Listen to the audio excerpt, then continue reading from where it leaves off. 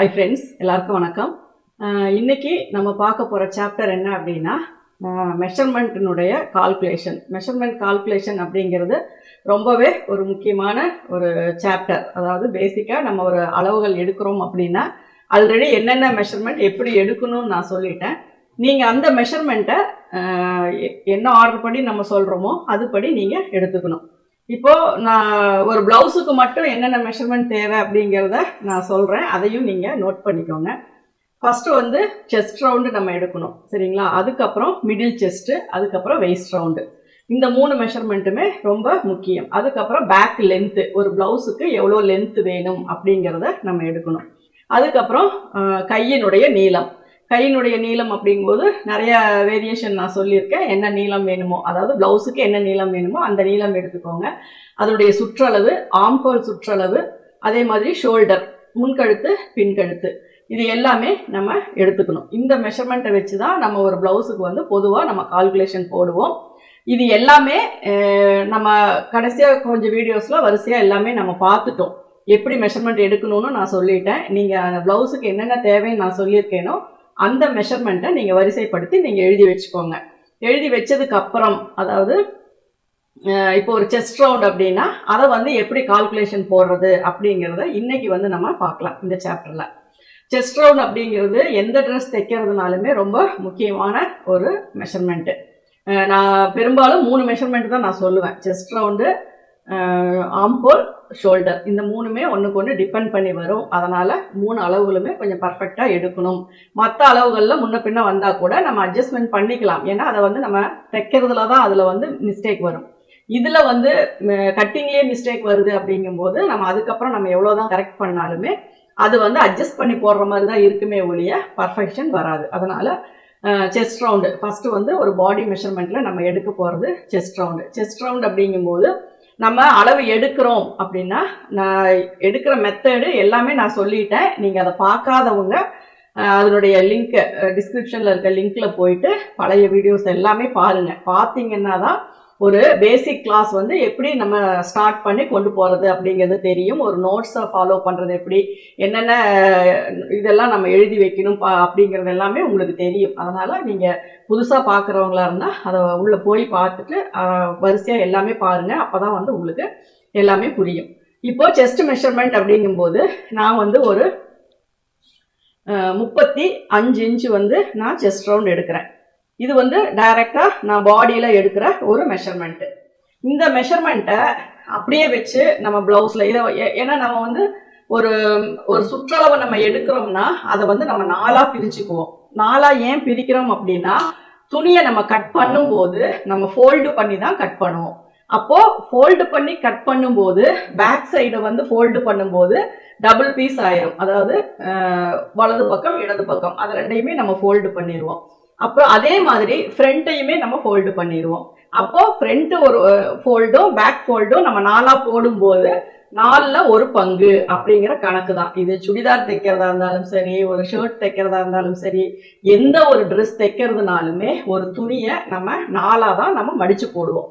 அதனால தான் எந்த மெஷர்மெண்ட் எடுத்தாலுமே 1/4 அப்படின்னு நம்ம சொல்கிறோம், சரிங்களா? 1/4 அப்படின்னா என்ன அப்படின்னு நீங்கள் புரிஞ்சுக்கணும். அப்படின்னா துணியை வந்து பேக் சைடை 2ஆக மடித்து போடுவோம், ஃப்ரண்ட் சைடை 2ஆக மடித்து போடுவோம். பேக்கும் ஃப்ரண்ட்டும் சேர்ந்து மொத்தம் 4 பகுதியாக வரும். அப்போ அந்த 4 பகுதி அப்படிங்கும்போது நம்ம 35 இன்ச்சு எடுத்திருக்கோம் அப்படின்னா அதை 4ஆக பிரித்து தான் நம்ம வந்து அதில் அப்ளை பண்ணணும். புரியுதுங்களா? பிகினர்ஸ் அப்படின்னா உங்களுக்கு வந்து சுத்தமாக இது புரியாமல் இருக்கும். அதனால தான் நான் சொல்கிறேன், ஃபோல்டிங் பண்ணி தான் துணியை வந்து நம்ம கட் பண்ணுவோம். ஃபோல்டிங் பண்ணி கட் பண்ணும்போது பேக் கட் பண்ணும்போது அதில் 4ல் 1 பங்கு அளவு தான் மார்க் பண்ணுவோம். ஃப்ரண்ட்டு கட் பண்ணும்போதும் 4ல் 1 பங்கு தான் கட் பண்ணுவோம். அப்போ தான் வலது பக்கம் இடது பக்கம் முன்பகுதியும் வலது பக்கம் இடது பக்கம் பின்பகுதியும் சேரும்போது தான் அந்த 4 பகுதி நம்மளுடைய பாடி சுற்றளவு நமக்கு கிடைக்கும். புரியுதுங்களா? எந்த ட்ரெஸ் தைச்சாலுமே 4ஆக மடித்து போட்டு தான் தைப்போம். விதிவிலக்கா 1-2 ட்ரெஸ் எல்லாம் இருக்குது அப்படியே ஓப்பனாக போட்டு கட் பண்ணுறது. அது வந்து அது அந்த மாதிரி ட்ரெஸ் தைக்கும்போது பார்க்கலாம். இப்போ நம்ம ப்ளவுஸ் தைக்கும்போது நீங்கள் 4ஆக தான் மடித்து போடணும். அப்போ 4ஆக மடித்து போடும்போது நீங்கள் எந்த ஒரு அளவாக இருந்தாலுமே அதை வந்து நம்ம 4ஆக தான் பிரிக்கணும், சரிங்களா? இப்போ 4ஆக பிரித்து இதில் வந்து பார்த்தீங்கன்னா 8.75 வரும். 4ஆக பிரிக்கும் போது 8.75 வரும். இந்த 8.25 இன்ச்சு வச்சு நம்ம ஒரு பிளவுஸ் தைச்சோம் அப்படின்னா அது கரெக்டா வருமா அப்படின்னா வராது. ஏன் அப்படின்னா நம்ம உடம்புக்கும் நம்ம போடுற துணிக்கும் இடையில ஒரு கேப் இருக்கும். அந்த கேப்பை ஃபில் பண்றதுக்கு தான் நம்ம வந்து ஈஸ் அலவன்ஸ்னு ஒன்று கொடுப்போம். ஏன்னா நம்ம தோல் மாதிரியே ஒட்டுற மாதிரியே நம்ம வந்து ஒரு ட்ரெஸ் போட முடியாது, சரிங்களா? அதனால துணிக்கும் பாடிக்கும் உள்ள கேப் ஒன்று கொடுக்கும். அந்த கேப்புக்கு வந்து நம்ம ஈஸ் அலவன்ஸ் அப்படின்னு சொல்லுவோம். ஈஸ் அலவன்ஸ் அப்படிங்கிறது நம்மளுடைய உடம்புக்கும் துணிக்கும் நடுவுல இருக்கிற ஒரு கேப், ஒரு பகுதி. அதை வந்து சேர்த்தாம நம்ம கட் பண்ணிட்டோம் அப்படின்னா நமக்கு என்ன ஆகும் அப்படின்னா பிளவுஸ் வந்து போட முடியாது, ரொம்ப டைட் ஆயிரும். இது எதுக்காக இருந்தாலும் சரி, ஒரு ஆம்போல் டாட் பிடிக்கிறோம் அப்படின்னாலும் அந்த ஈஸ் அலவன்ஸ்ல அது போயிடும். ஃப்ரண்ட் நெக்ல வந்து ஒரு கிராஸா ஒரு கட்டிங் போடுறோம் அப்படின்னாலுமே அதுல அது போயிடும். அதே மாதிரி நம்ம இதுவே வந்து இந்த ஈஸ் அலவன்ஸே இல்லாம தைக்கிற ட்ரெஸ்ஸஸ் இருக்கா அப்படின்னா இருக்குது. அது வந்து ரொம்ப டீப் நெக்கா வச்சு பேக்ல தைக்கும் போது மேக்சிமம் ஈஸ் அலவன்ஸ் நம்ம கொடுக்க மாட்டோம். நம்ம உடம்ப எந்த அளவுக்கு துணி கவர் பண்ணுதோ அந்த அளவுக்கு துணி வந்து நம்ம நிறைய அதுக்கு கொடுக்கணும். இப்போ நார்மலா ஒரு பிளவுஸ் ரவுண்ட் நெக் பிளவுஸ் தைக்கிறோம் அப்படின்னா அதுக்கு வந்து நம்ம 4 இன்ச்சு ஈஸ் அலவன்ஸ் கொடுப்போம். அந்த ஈஸ் அலவன்ஸ் அப்படிங்கிறது நீங்க அளவு எழுதும் போது 35 இன்ச்சு வந்து உங்களுக்கு மார்பு சுற்றளவு பிளஸ் 4 இன்ச்சு வந்து ஈஸ் அலவன்ஸ். அப்போ உங்களுடைய உடல் சுற்றளவு என்ன அப்படின்னா 39 இன்ச்சு. இந்த 39 இன்ச்சை தான் நம்ம 4ஆ பிரிக்கணும், சரிங்களா? இந்த 39 தான் நம்ம 4ஆ பிரிக்கணும். அப்படி 4ஆ பிரிக்கும் போது நமக்கு 9.25 ஒன் சைட்ல நமக்கு கிடைக்கும், சரிங்களா? அதாவது செஸ்ட் ரவுண்டு நம்ம ஃபர்ஸ்ட் ஸ்டெப்பா ஒரு மார்பு சுற்றளவு நம்ம எடுக்கிறோம். அந்த மார்பு சுற்றளவு 35 இன்ச்சு வருது.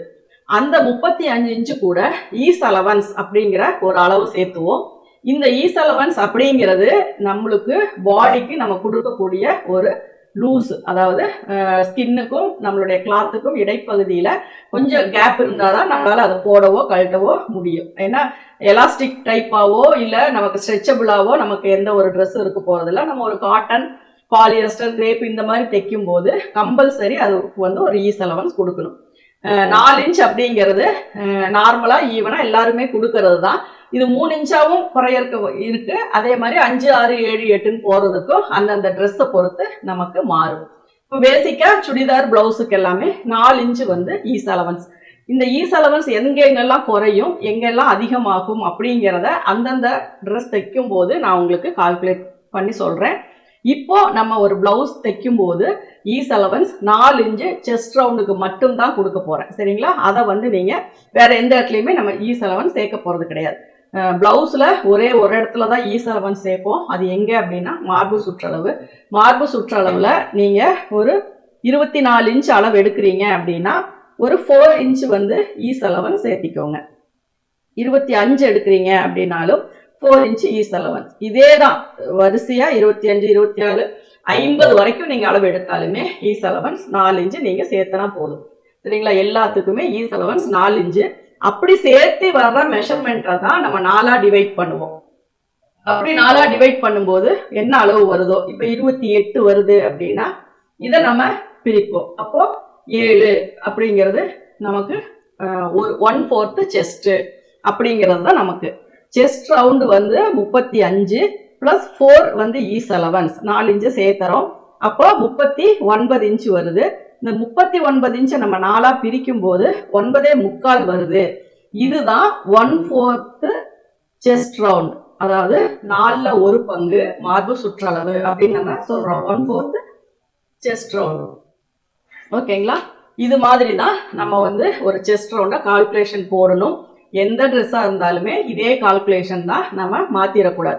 இதுக்கு நீங்க எக்ஸாம்பிளா நீங்க எத்தனை மெஷர்மெண்ட் வேணும்னாலும் எழுதி அது கூட 4 இன்ச்சஸ் சேர்த்து அதை 4ஆ டிவைட் பண்ணி ஒரு இதனுடைய மார்பு சுற்றளவு இந்த தான் அப்படிங்கிறத நீங்க தெரிஞ்சுக்கணும், நீங்க நோட் பண்ணிக்கணும். இப்போ நான் 35, 36, 37, 38, 50 எந்த கேள்வி ஏதோ ஒரு கொஸ்டின் நான் கேட்டாலுமே நீங்க வந்து அளவுகள் அதிகமாகும் போது ஈஸ் அலவன்ஸ் அதிகம் பண்ணுமா, அளவுகள் குறையும் போது குறைக்கணுமா அப்படிங்கிறத எந்த ஒரு கன்ஃபியூஷனுமே உங்களுக்கு தேவையில்லை.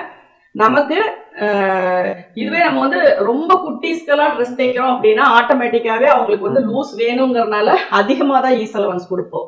அதுவே ஃபிட்டா ஒரு ட்ரெஸ் தைக்கிறோம் அப்படின்னா 3 இன்ச்சு கொடுத்தா போதும். ஏன்னா ரொம்ப குட்டீஸ்க்கு ரொம்ப ஃபிட்டாலாம் நம்ம போட மாட்டோம். அதனால 4 இன்ச் அப்படிங்கிறது காமன். அதனால ஒரு பிளவுஸுக்கு நீங்க ஈஸ் அலவன்ஸ் எவ்வளவு கொடுக்குறீங்க அப்படின்னு யாரு கேட்டாலுமே 4 இன்ச் அப்படிங்கலாம். இது விதிவிலக்கு இருக்கு. அது எந்தெந்த இடத்துல வரும் அப்படிங்கிறத நம்ம வீடியோ தொடர்ந்து பார்க்கும்போது அந்தந்த இடத்துல நான் உங்களுக்கு வந்து அது என்னென்ன அப்படிங்கிறத நான் சொல்றேன். இப்போ நம்ம மெயினா நம்ம இன்னைக்கு பார்த்த விஷயம் என்ன அப்படின்னா, ஒரு செஸ்ட் ரவுண்டை எப்படி நம்ம அளவு எடுப்போம், அது கூட நம்ம என்ன மெஷர்மெண்ட் வந்து நம்ம ஆட் பண்ணுவோம், அதை எப்படி நம்ம 4ஆ பிரிப்போம், அப்போ 1 சைடு 1/4க்கு வந்து ஈஸ் அலவன்ஸ் என்ன வரும் அப்படிங்கிறத நீங்க புரிஞ்சிட்டு இருப்பீங்க. இதுல ஏதாவது டவுட்ஸ் இருந்தா கமெண்ட்ஸ்ல போடுங்க, நான் உங்களுக்கு அதுக்கான விளக்கங்கள் கொடுக்குறேன். ஏன்னா பேசிக்கா ஒவ்வொன்றா பார்க்கும்போது தான் உங்களுக்கு புரியும். அதனாலதான் சொல்றேன், இன்னைக்கு சாப்டர்ல நீங்க பார்த்தது மார்பு சுற்றளவு அப்படின்னா என்ன, அதுக்கும் எவ்வளோ ஈஸ் அலவன்ஸ் நம்ம சேர்த்தணும், அதுக்கப்புறம் அது எப்படி டிவைட் பண்ணி 1/4 நம்ம பிரிக்கிறோம். அந்த 1/4னா என்ன, 1/4 அப்படிங்கும்போது பாடியினுடைய சுற்றளவை 4ஆ போட்டு தான் கட் பண்ணுவோம். அப்போ அந்த ஒரு பகுதி வர்றது தான் நம்ம 1/4ன்னு சொல்லுவோம். 4ல் ஒரு பங்கு, சுற்றளவுல 4ல் ஒரு பங்கு அப்படிங்கிறது தான் 1/4. இந்த வீடியோ உங்களுக்கு புரிஞ்சிருக்கும்னு நினைக்கிறேன். பிடிச்சிருந்ததுனாலும் லைக் பண்ணுங்க, ஷேர் பண்ணுங்க. Thank you viewers.